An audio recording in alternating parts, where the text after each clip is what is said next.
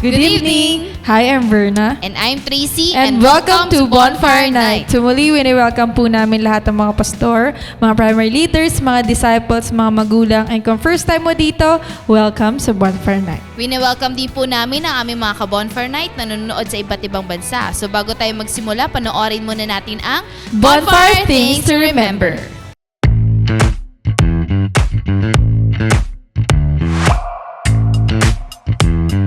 Here are your bonfire things to remember. Bring your notebook, Bible, and ballpen.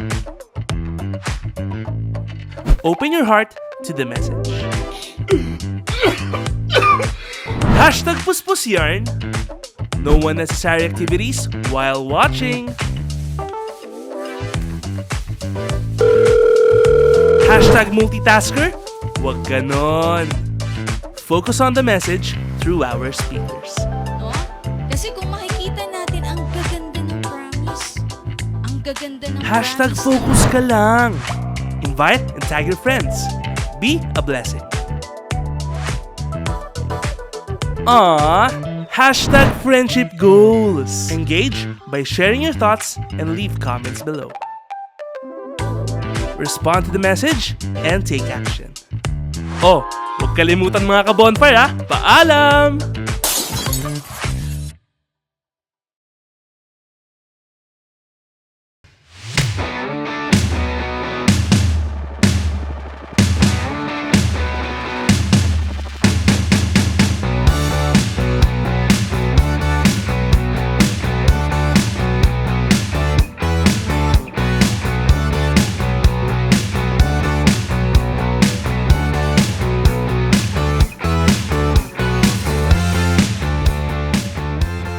So, praise God sa ating Bonfire Things to Remember. So, tayo mga ka-bonfire, maging mindful po tayo habang ongoing yung ating live. Make sure po natin na tayo po ay nag-engage sa ating comment section and kasama na rin natin nanonood yung ating mga disciples and especially yung ating mga invites.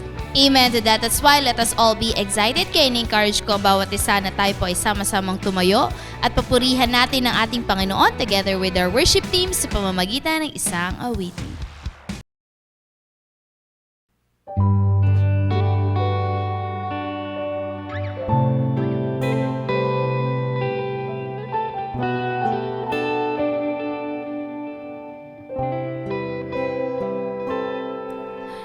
Kaya ko bang ibigay ang lahat kung sa sarili hindi na sapat? Kay raming kulang di kayang punan.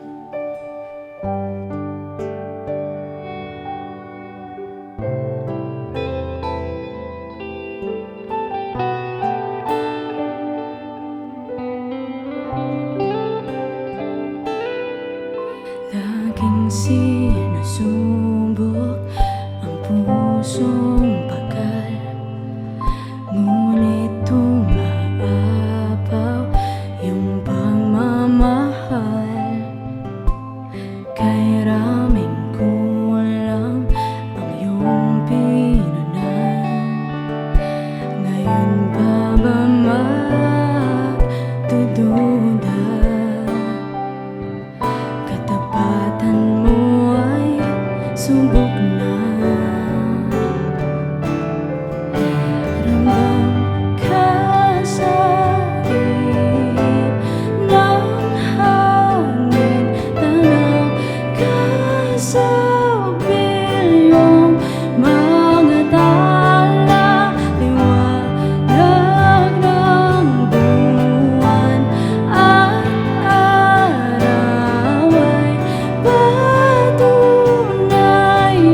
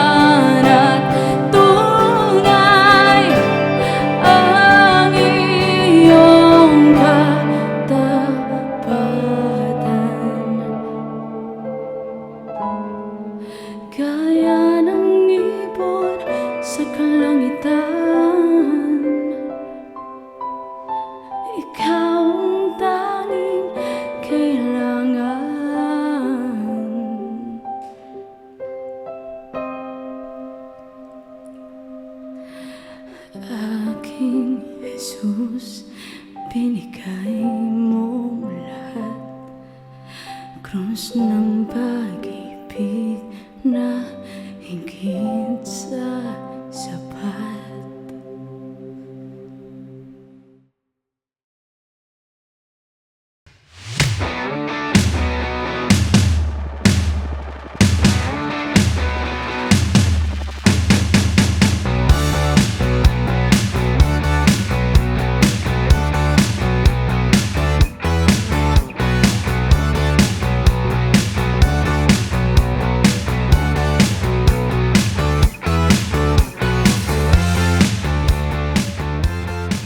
So praise God, and tonight let us all be excited dahil muli makarinig tayo ng salita ng ating Panginoon through our speaker. So we are reminding everybody na nanonood po ngayon na tayo po ay active na mag-engage sa ating comment section. Amen to that as well. Let us ready our hearts and our minds sa message na mapapakinggan natin tonight. So for our speaker, he is one of the primary 12 of CGS Las Piñas, a leader of leaders, cell group coordinator, church coordinator, and life class coordinator. Let's welcome Rocky Alcantara.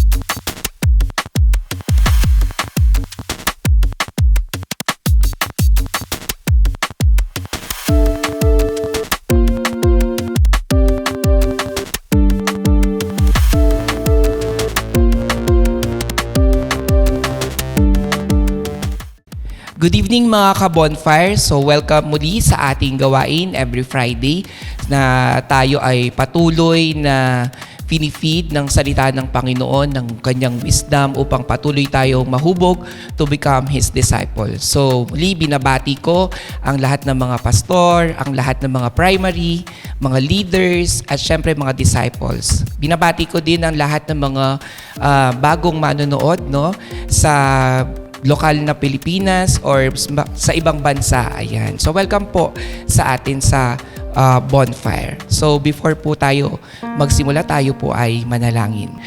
We praise you, Father God. Muli maraming salamat, Panginoon, sa gabing ito na binigay mo sa bawat isa sa amin. Dalangin namin na patuloy na samahan kami ng inyong banal na Espiritu at patuloy na kami ay bigyan nyo ng karunungan at patuloy na bigyan ng kalakasan upang mahubog sa aming buhay espiritual at patuloy na maisapamuhay ang lahat ng itinuro mo sa amin. Kayo nawa ang mabigyan ng papuri sa gabing ito sa pangalan ni Jesus. Amen. Okay, so ngayong gabi ang ating text ay matatagpuan sa Ephesians chapter 5 verses 15 to 16. Look carefully then how you walk, not as unwise, but as wise, making the best use of the time because the days are evil. So, ito yung napili kong mensahe sapagkat itong month nga na ito ay patuloy tayong binabahaginan ng mga salita ng Diyos kung paano tayo lalago sa ating buhay espiritual. Meron lang isang bagay akong napansin na nais kong bigyan ng halaga or pagbigyan ng tuunan ng pansin ng bawat isa sa atin. Okay, yun yung nabanggit dito na making the best use of the time. Oras. Ayan. Kasi ang bawat isa sa atin ay mayroong pinagkalooban ng Panginoon ng oras. We have 24 hours in a day, 7 days, di ba? 24/7. Pero paano nga ba natin ito ginagamit? Ito ba ay nagagamit natin ayon sa kalooban ng Diyos o sa kalooban lang natin? Sa paggamit ba natin ng oras na to ay merong paglago na nangyari sa ating buhay o meron tayong mga ginagawang bagay na hindi natin napapansin ay nasasayang ito at ang kahahantungan ay pagkasira lamang ng ating mga buhay. Kaya nga ang pamagat ng ating tema ngayong gabi ay It's Time for Spiritual Growth. Ayan. So meron ako dito 3 puntos na nais na ibahagi sa bawat isa upang magkaroon tayo ng idea pa kung paano natin gagamitin. Magiging wise tayo sa paggamit ng ating oras at ito ay ilalaan natin sa pagpapalago sa ating buhay spiritual bilang tayo ay mga disciple. No? Hindi dapat dumating ang pagkakataon na tayo ay kiniklaim, halimbawa natin, na tayo ay mga disciple pero sinasayang natin ang oras sa mga walang saysay na bagay. At hindi natin binibigyan ng pansin ang paglago natin sa ating buhay spiritual. Okay? So point number 1, time to nurture ourselves. Ang text natin ay nasa Matthew chapter 5 verse 6.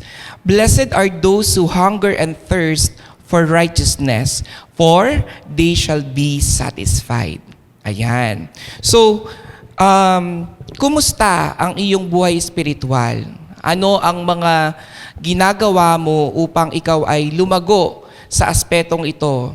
Paano mo ginagamit ang iyong oras upang may mga bagay kang pag-uukulan ng pansin na makakatulong sa iyo sa iyong paglago? Dahil baka may pagkakataon na ang pagpili natin ay napupunta tayo dun sa hindi kanais-nais or karapat-dapat na makita sa atin bilang isang disciple, na kung saan sa imbis na tayo ay nagfo-focus sa paglago natin sa ating buhay spiritual dito sa bagong buhay na binigay ni Kristo, ay nandun pa rin tayo sa kabila na kung saan ay yun ang tinatahak natin, kung saan ito ay nililigaw tayo ng landas at sinasayang ang ating oras na sa imbis na lumago ay ikaw ay sinisira ng mundong ito. Okay?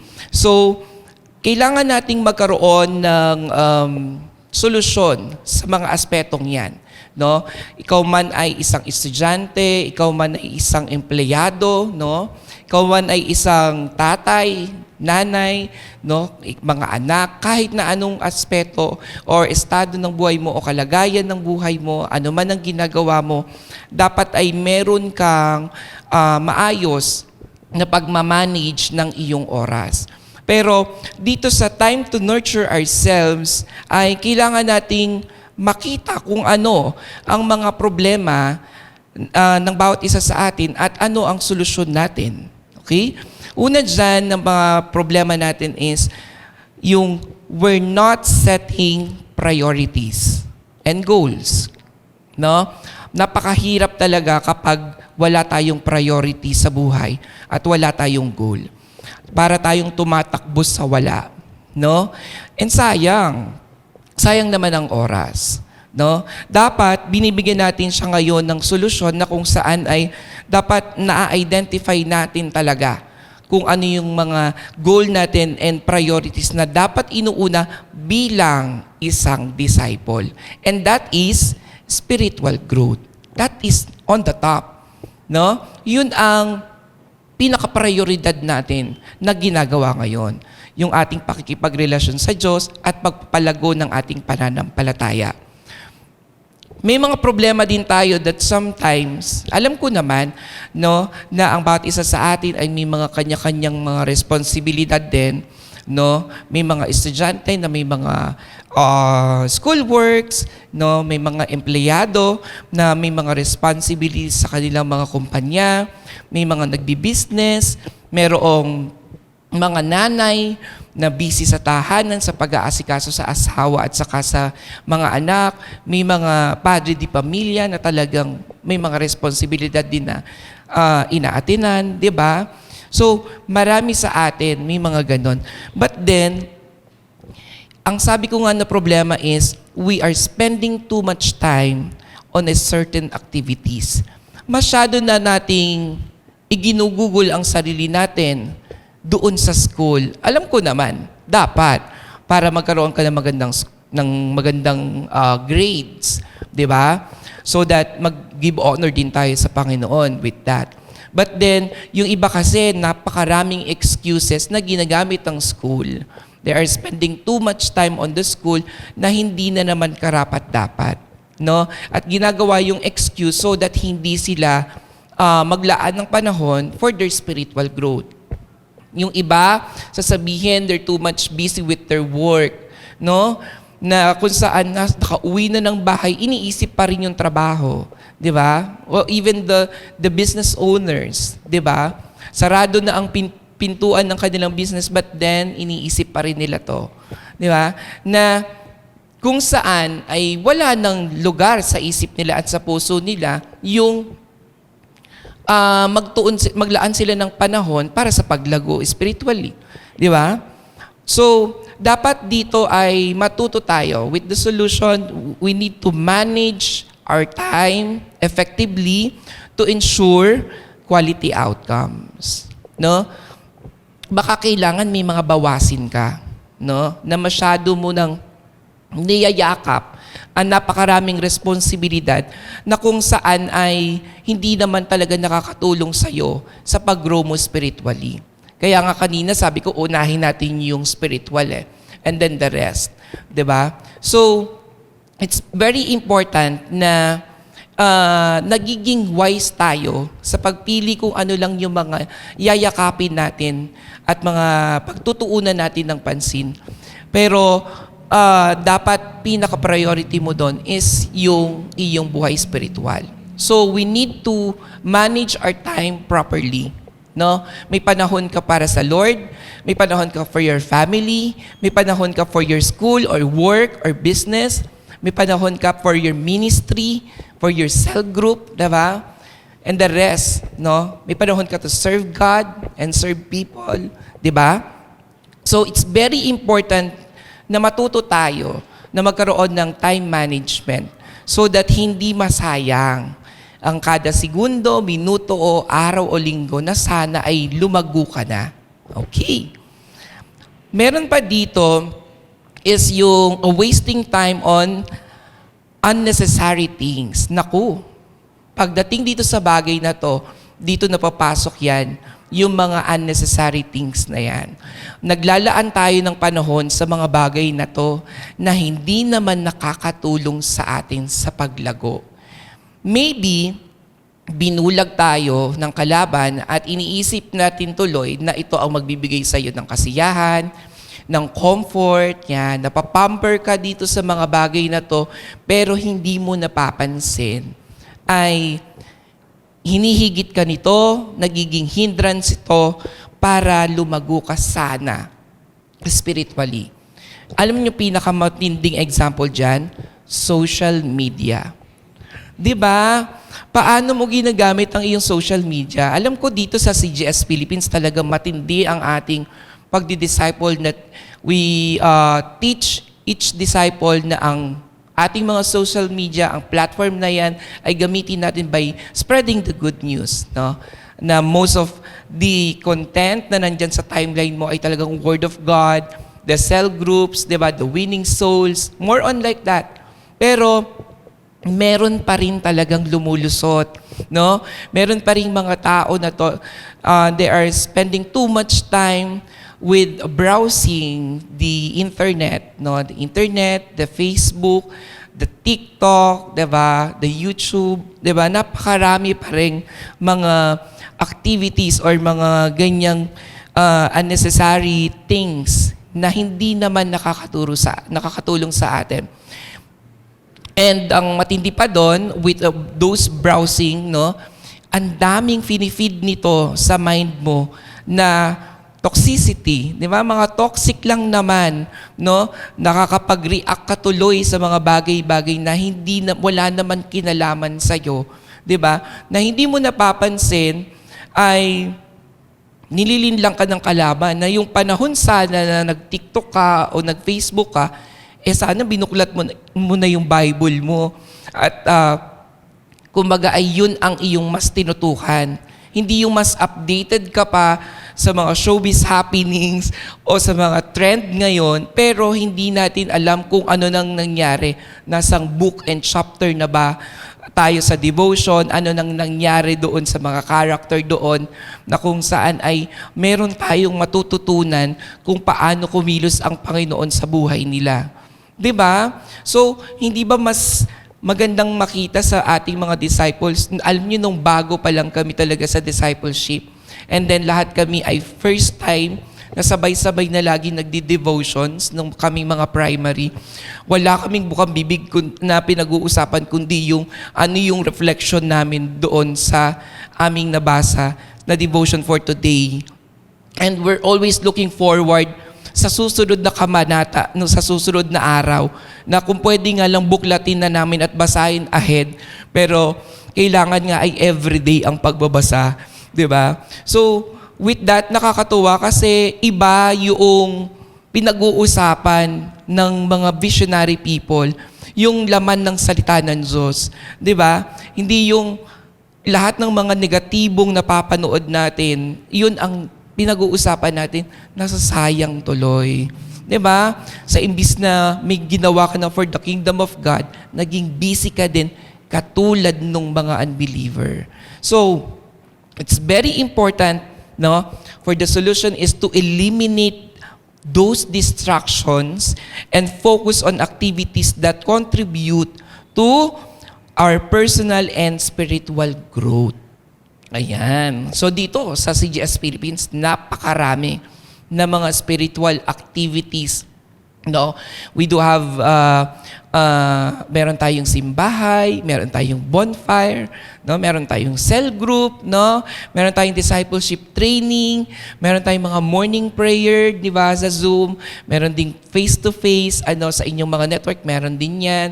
No, meron tayong mga mentoring, meron tayong mga conferences or convention wherein yun yung mga dapat na mas pinagtutuunan natin ng pansin. So yon. And then, sa dulo is yung neglecting time for God. Ayun. Ito pinakamatindi talaga. Actually, dapat nga inuna ko to pero nilagay ko na rin talaga is wala tayong nilaang panahon para sa Diyos. Masaklap, tumanggap ka sa Panginoon at dinideclare mo that you are saved, but then wala ka pa ring panahon sa Lord. Parang napaka-imposible na ang iyong pagtanggap ay talagang totoo.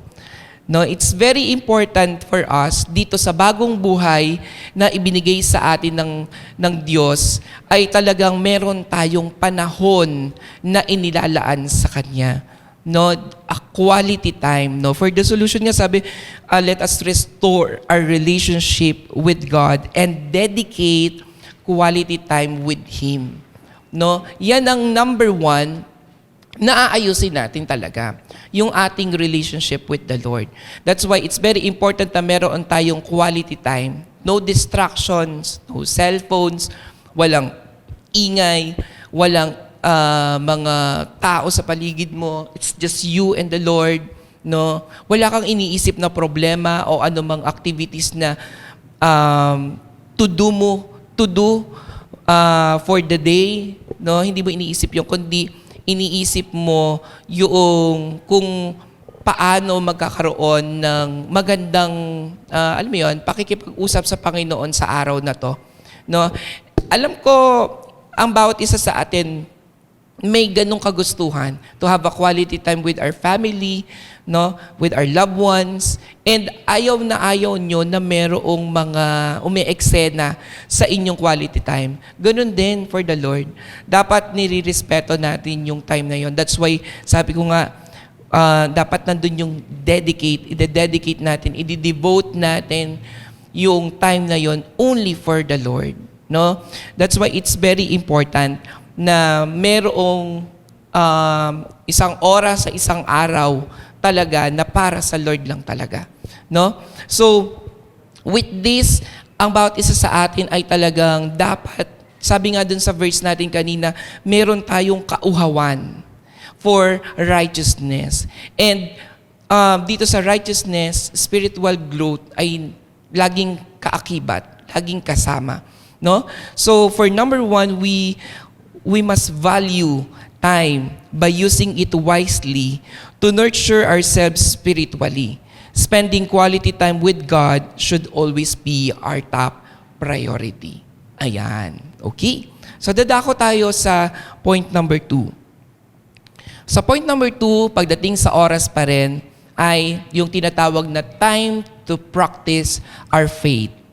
Sa 2 Corinthians chapter 13 verses 5 to 7, sabi dito, examine yourselves to see whether you are in the faith. Test yourselves.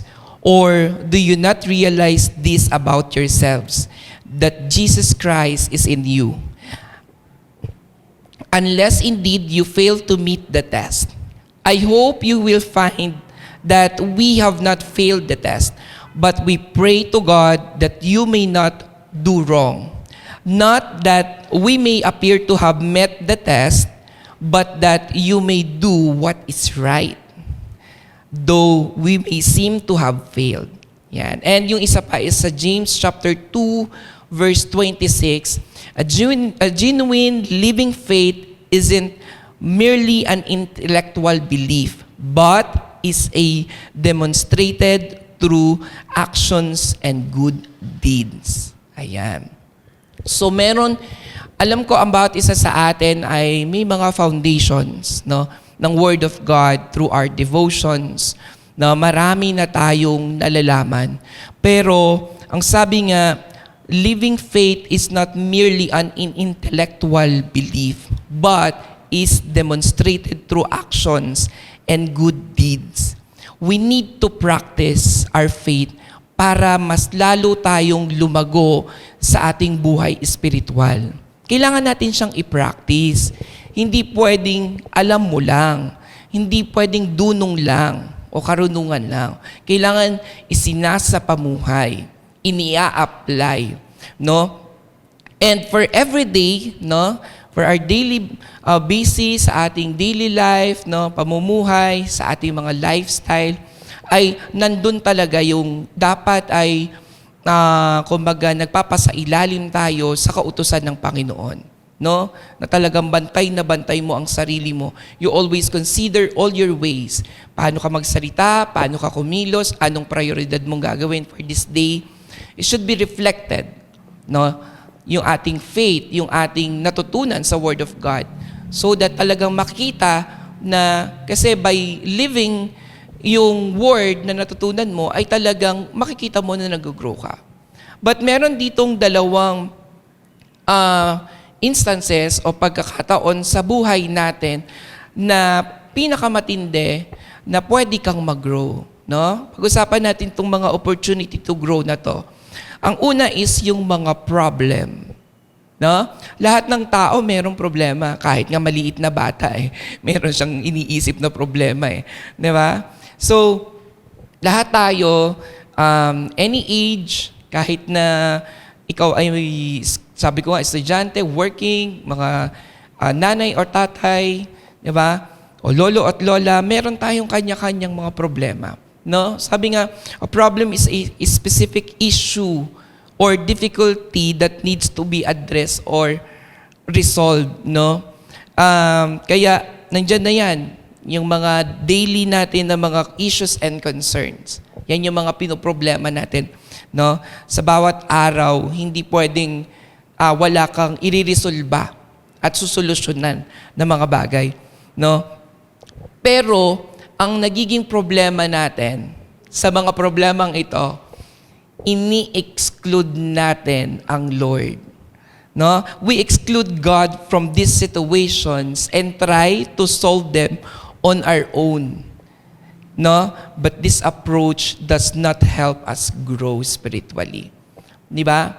Sa sobrang dunong mo na mga bagay na itinuro sa iyo ng mundo o ng mga tao sa paligid mo, yun lang ang lagi mong ginagamit na pangsolusyon sa mga daily problems mo. 'Di ba? Pero kung mapapansin mo, paulit-ulit. Bakit kaya? Sabi nila, lagi ko nababanggit yun pag nagtuturo ako Ang paulit-ulit na karanasan ay may dahilan. Ito yung mga bagay na hindi mo matututunan. Di ba? May mga pagkakataon o problema sa buhay natin na paulit-ulit tuloy kasi nga sinusolusyonan mo on your own. Hindi mo kasi matututunan na ang gusto ng Diyos kasama siya. No? Include God and His Word in every aspect of your life. Living according to His Word and guidance will truly help us grow. Ang gusto ng Diyos sa bawat problema, aalalahanin mo ano ang Word of God na itinuro niya sa'yo at yun ang gamitin mong guide para masolusyonan ang mga problemang yan. Ewan ko na lang kung bumalik pa yan, kapatid. Di ba? So, dapat ay maging matalino tayo na hingin ang tulong ng Diyos. Alalahanin ang kanyang mga tinuro at i-apply yon sa bawat makakasalumuhan nating problema sa bawat araw. Never exclude God from it. Okay? Yung pangalawa is yung tinatawag na trial. Pag sinabing trial, it is a test or a period of hardship that can reveal character and lead to growth. Mga example nitong mga trial, sabi nga, ito ay pagsubok eh. Ito ay mga period ng hardship, no? Na talagang mas malala pa siya sa kanina sa problem. Ito talagang matindihan. Halimbawa, mga losing a loved one, mga facing a difficult illnesses, di ba? Or experiencing financial hardship na talagang hindi mo naman agad masusolusyonan. This is a trial for you, kapatid. No? Na ang tagal-tagal mo na dyan. Pero this is a test pala. This is a trial pala to our faith. Ang problema kasi sa mga tao kapag nandun na sa sitwasyong yun, kaya hindi lumalago spiritually is hindi maiwasan may mga taong they question God kung bakit sila nandun sa ganong sitwasyon. Di ba? May mga tao that they easily give up at ayaw nila harapin yung ganong klaseng pagsubok. Ayoko niyan. Mahirap yan. Tinatakasan na lang. Meron ding mga tao na talagang with this kind of trial or test of faith, ayaw nilang i-take yung challenge na to. Ayaw nilang, alam mo yun, natatakot silang patunayan yung pananampalataya na meron sila. That is a problem. No? Na ang bawat isa sa atin ay hindi lang natin napapansin, pero ayan, kaya nandyan pa rin tayo. 'Di ba? For this, dapat matuto tayo to fully trust God pagdating sa aspeto na to ng trials. No? Nandun kasi yung magtitiwala ka ng lubos, no? Masasabi natin na you are growing spiritually because pinapalalim mo ang pananampalataya mo sa Diyos with these trials in your life. No? Na naniniwala ka na mayroong makapangyarihang Diyos na tutulong sa'yo. At nagtitiwala ka sa dakilang plano niya kung bakit ipinaranas niya yan sa'yo. Kasi marami tayong tanong bakit ako? Bakit ang hirap nito? Ba't hindi na lang ang iba? There is a reason for everything. And God knows all about it. No? At malalaman mo din yan sa takbang panahon. For now, lubos ka magtiwala sa Diyos. Ask for His guidance or wisdom. Ask for strength, no? Para ma-overcome mo yan. No? Kasi lagi mo tandaan, ang pinakamatitinding pagsubok, ibinibigay yan sa pinakamatitinding sundalo ng Diyos. Diba? Kasi yung iba, kailangan pa nilang, alam mo yun, tulungan ng Diyos muna bago sila maniwala. Ikaw, naniniwala ka na kagad. Wala pa ang trials. No? Kaya, you're always confident na, sige, bring it on. Ano po bang pagsubok yan? Sige po, Lord, ano po bang ituturo niyo sa akin dito sa bagay na to? Sige po, Lord, bigyan niyo po ako ng wisdom and strength para malagpasan ko to. Ayan. So, with that, di ba, kung mapapansin natin, hindi natin sinayang yung oras natin by solving our problems on our own, and hindi natin tinatakasan, hindi natin kine-question ang Diyos, or hindi natin tinatanggap ang pagsubok na to, na kung saan ay dapat lumago ka na. Ngayon, lalago ka na kasi tatanggapin mo na itong dalawang to.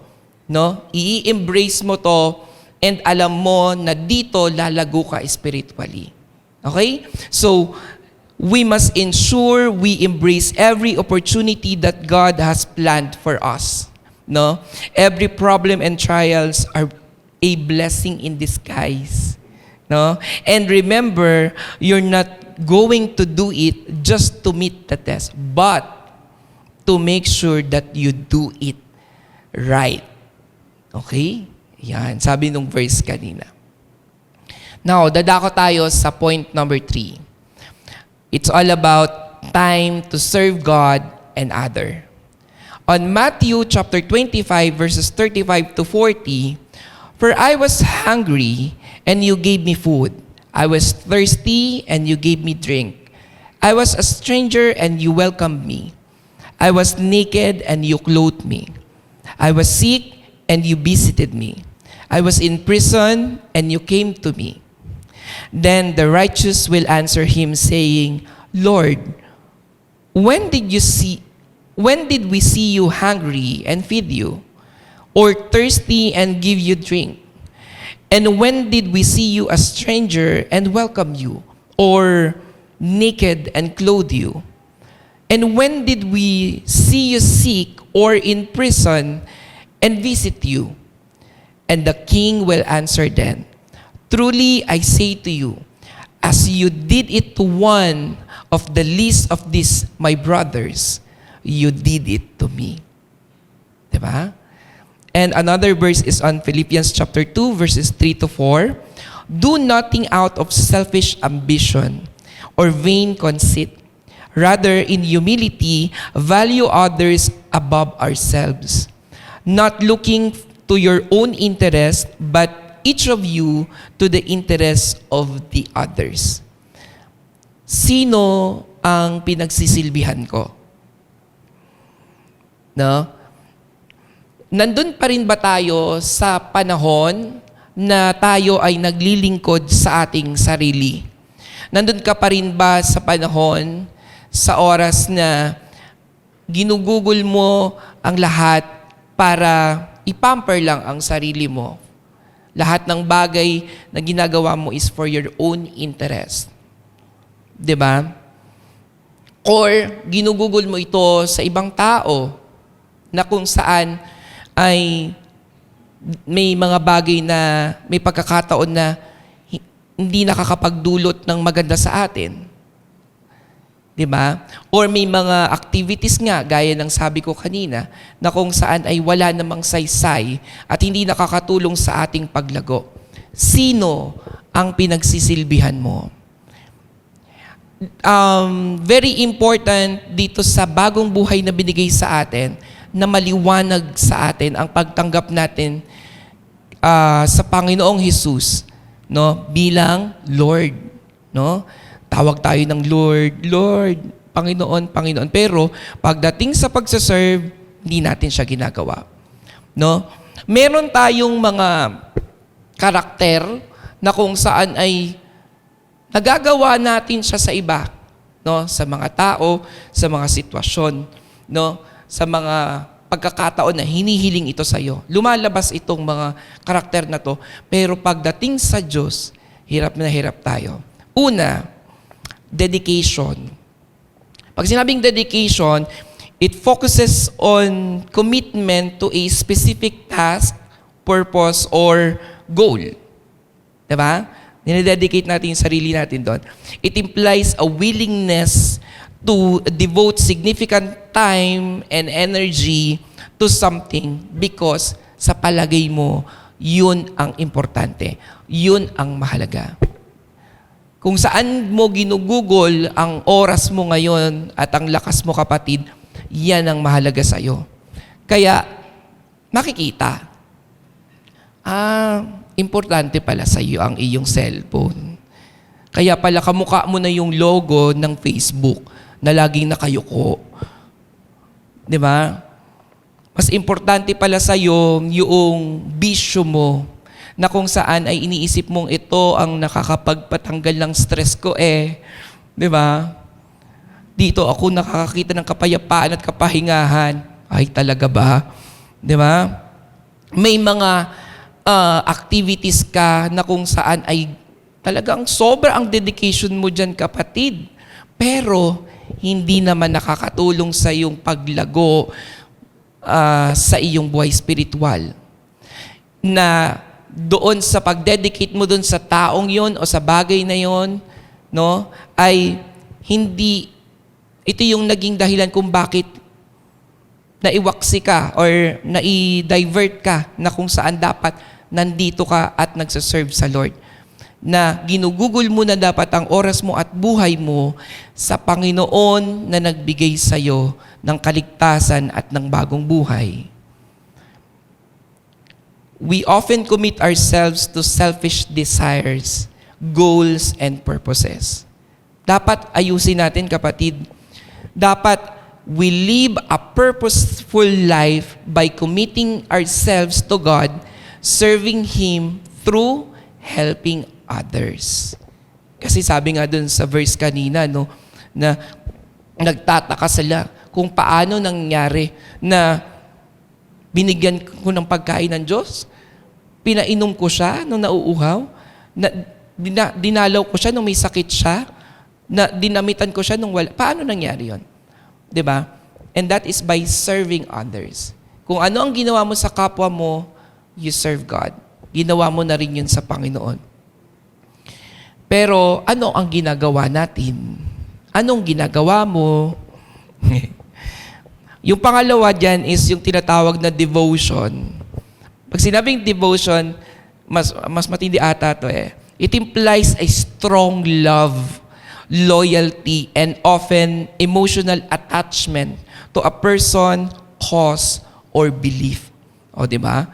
Mas matindi kasi meron siyang strong love. Ito talaga yung mahal mo. No? Nandito yung katapatan mo. No? At talagang matindi ang attachment mo dyan. Talagang dinibot mo na yung buhay mo dyan. Pero ang tanong, kanino mo dinidibot ang sarili mo ngayon? Sa sarili mo pa rin? Sa ibang tao? O sa worldly things? Di ba? Ang problema sa atin dito, we develop deep devotions doon sa mga nabanggit ko. No? Masyado mong minamahal yung sarili mo. Masyado mong minamahal yung mga taong ito. At masyado mong, alam mo yon, masyado mong dinidibot ang sarili mo sa mga worldly things na kung saan maganda silang tingnan. Maganda sila sa pandinig kapag inihain sa iyong harapan. Pero, kapag dun mo dinibot yung sarili mo, naku, hindi mo napapansin, unti-unti ka na niyang inilalayo sa Panginoon.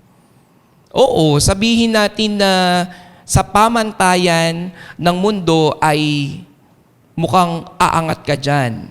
Pero sa pamantayan ng Diyos, lumalayo ka naman sa Kanya. Anong pipiliin mo? Anong sabi ko kanina? Be wise. Maging matalino sa mga pagkakataon, sa mga opportunity na iniaalok sa'yo. Dapat nga, sabi nga, ang turo nga ay meron tayong tinatawag na spiritual discernment palagi. Wait lang. Makakatulong ba to sa paglago ko sa relasyon ko sa Diyos at sa pagiging disciple ko or leader? O ilalayo ako nito? Dapat may ganun ka. Hindi yung porket maganda ang offer, ay talagang gagandahan talaga. Gagandahan talaga ni Satan yan para dun ka mag-devote. Di ba? Pero dapat ay natanggal na ang talukbong mo, kapatid, at matalino ka na ngayon na nakikita ang katotohanan sa kasinungalingan. Di ba? Lagi mong tandaan na pag pinili natin ang Diyos, doon mas maganda ang plano. Merong mas tiyak na katugumpayan. No? At walang talo kapag pinili mo ang Diyos. No? Kaya, with this, be devoted to God and His vision. No? Magpatuloy tayo sa pagpapatuloy ng nasimulan ng Panginoong Jesus. Kasi, pag selfish interest mo lang or selfish desire mo lang, ikaw lang ang nagiging masaya.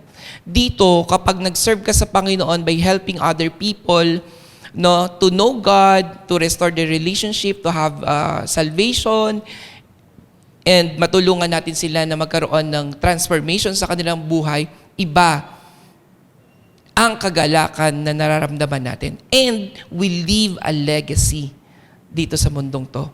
Di ba? Hindi yung ang legacy mo ay nakilala ka na, hello, di ba yan yung ayun yung lasinggero na di ba? Namatay na lasinggero, namatay na babaero, namatay na drug addict, di ba?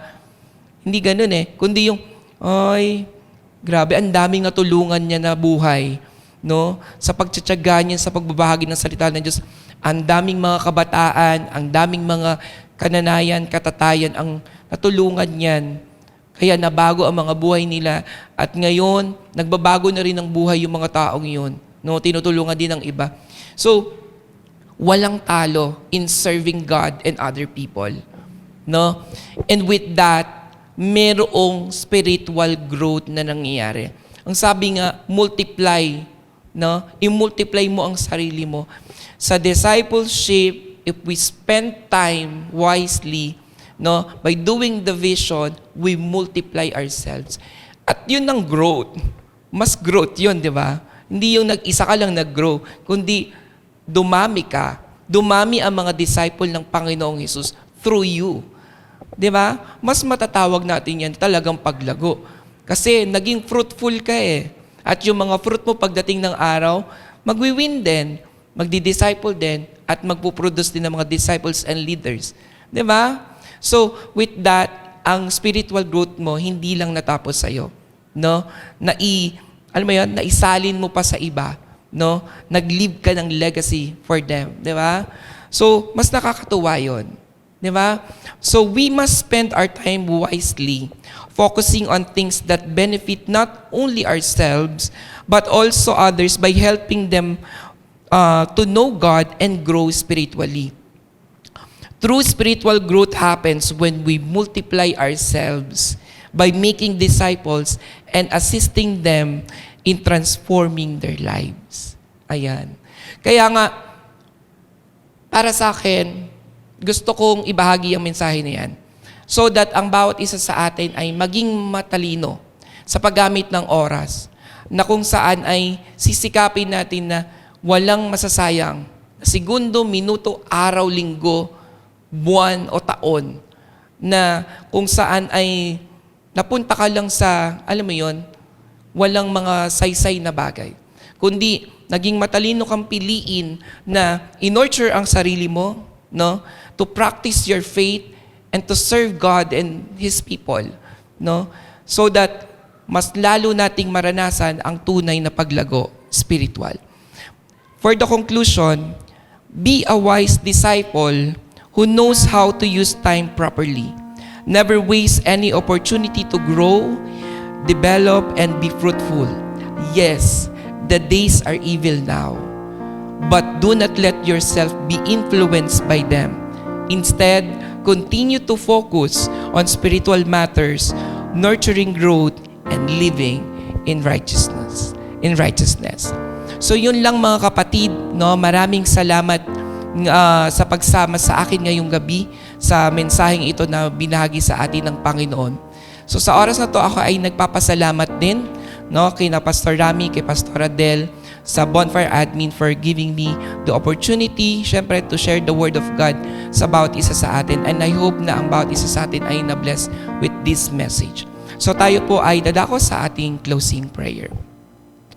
Dakilang Diyos, maraming salamat, Panginoon. Truly, dapat maging matalino kami na ang oras na ibinigay mo sa amin, Panginoon, ay ginagamit lamang namin, Panginoon, sa mga bagay na pang-espiritual, na kung saan kami ay patuloy na pinalalago ang aming mga sarili sa pagbababad sa inyong mga salita, sa inyong presensya, no, sa inyong pamamahala, na patuloy na ang bawat pagkakataon, Panginoon, ang mga problems and trials na kinakaharap namin ay maging mga stepping stone upang kami ay matuto, kami ay lumago, kami ay tumibay ng mga sundalo at mga disciple mo, Panginoon.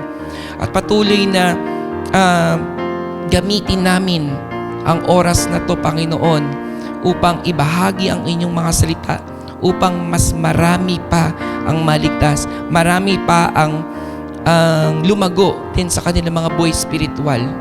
Patuloy na tulungan mo ang bawat isa sa amin na maisapumuhay itong itinuro mo sa amin upang magbigay ng pagpapahalaga, dahil ito na talaga ang panahon para kami ay lumago sa aming buhay spiritual. Wala na kaming sasayanging oras pa, Panginoon. Maraming salamat, Panginoon, sa karunungang itong ibinigay mo sa amin. Dalangin ko ang patuloy mong pagpapala sa lahat ng mga disciples and leaders and pastors na kasama namin ngayong gabi. Ito po ang aming samot dalangin sa pangalan ni Jesus. Amen. Okay? So maraming salamat mga kapatid. Good night and God bless.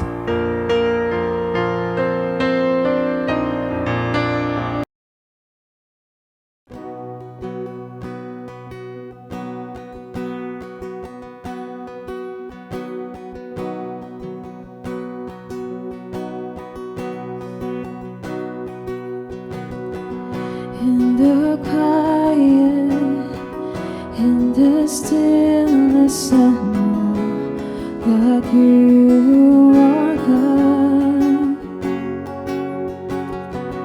In the secret of your presence, I know that I am restored.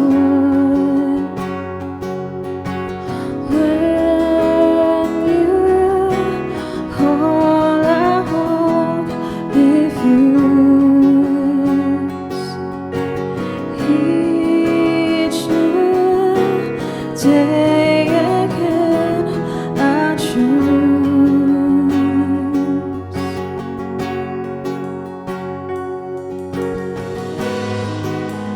There is no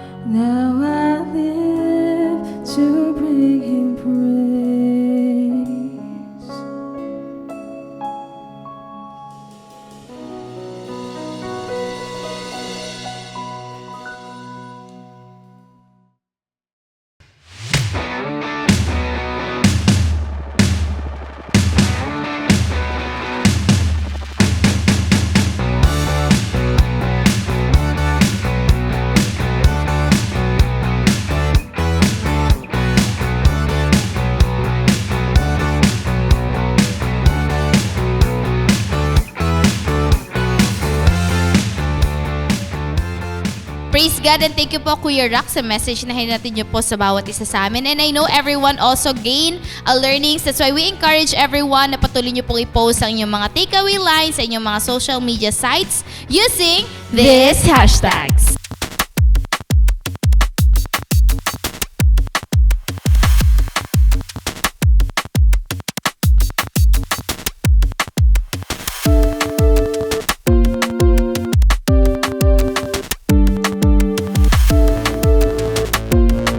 So praise God and salamat po sa lahat na nakasama namin tonight sa ating bonfire. Salamat po sa ating mga pastors, yung mga primary leaders po natin na nagmamobilize for Friday, sa ating mga cell leaders, mga disciples, and kung invite ka po ngayon, so we encourage you na maka-join din po sa ating mga online cell group. So marami pong mga leaders dyan sa ating mga comment section. Feel free to comment lang po or reach out sa mga nakita nyo po na nagko-comment na mga cell leaders natin. So continually, we encourage everybody na patuloy niyo pong suportahan ang ating CJS Philippines Facebook page, ang ating CJS Philippines Bonfire Facebook page, yung ating YouTube channel, TikTok, and Instagram. Itong mga social media accounts po natin na just make sure na maximize natin ito all for God's glory. Amen to that, and we also encourage everyone sa darating na Sunday online simbahay. So patuloy po tayo mag-rally ng ating invitation. Sabado pa lang, andun na ini-invite na natin ng mga friends, families, colleagues po natin para sila rin po ay mabless sa message na ihatid sa atin ng ating buting pastor,